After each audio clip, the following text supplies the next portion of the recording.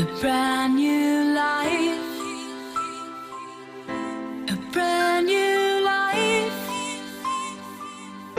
I was born to a... Honda améliore son Integra 700 pour 2014. Cylindrée augmentée à 745 cm3, boîte robotisée DCT améliorée et ergonomie repensée. De quoi achever de convaincre ceux qui hésitaient à franchir le pas vers ce concept hybride, mi-moto, mi-scooter.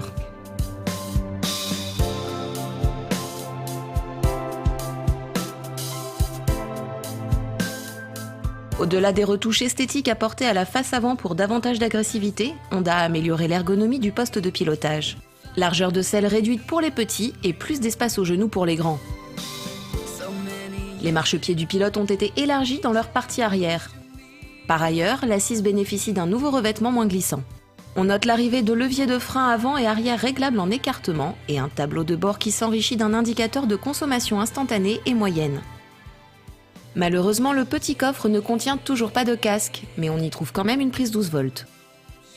Une boîte à gants non verrouillable à gauche du tablier permet d'emporter un petit GPS.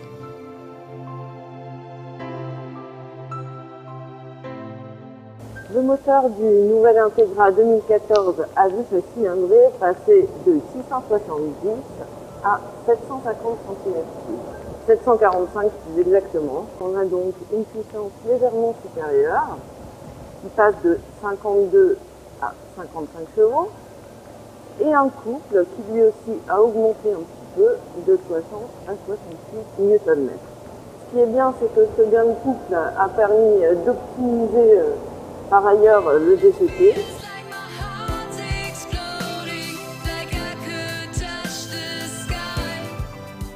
Le pot d'échappement a été modifié afin d'obtenir une sonorité plus profonde.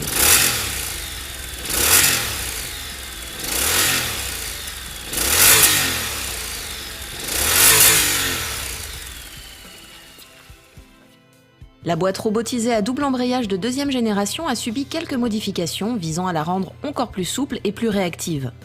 Les 3 modes de fonctionnement restent d'actualité, 2 modes automatiques et un mode manuel, sachant qu'il est toujours possible en automatique de prendre la main pour passer un rapport supérieur ou inférieur via des gâchettes au guidon gauche.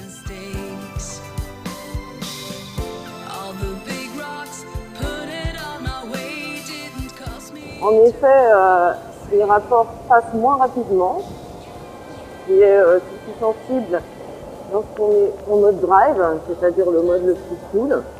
Et comme les rapports de boîte ont été allongés, on peut tirer un petit peu plus sur chaque rapport. Autre amélioration du DCT, les rétrogradages interviennent un petit peu plus tôt, c'est-à-dire un régime légèrement supérieur, ce qui permet de gagner en frein moteur. Honda a aussi tenu à améliorer la souplesse du ressenti à très basse vitesse, faciliter par exemple les demi-tours, mais dans les faits c'est peu probant. Si l'ABS reste de mise, le freinage couplé avant-arrière a disparu. Au passage, l'étrier avant perd un piston et n'en a plus que 2, au détriment du mordant qui n'était déjà pas très prononcé. L'efficacité de l'ensemble reste correcte, à condition d'anticiper avec le frein arrière. Surtout que le nouveau bras oscillant en aluminium n'a fait perdre qu'1 kg à l'Integra sur la balance. Donc une lourdeur qu'on retrouve aussi dans les enchaînements de virage. C'est un scooter dont il faut quand même s'occuper. La vie à bord est agréable. Les suspensions sont peut-être un petit peu raides, surtout à l'arrière. En tout cas, la tenue de route est irréprochable.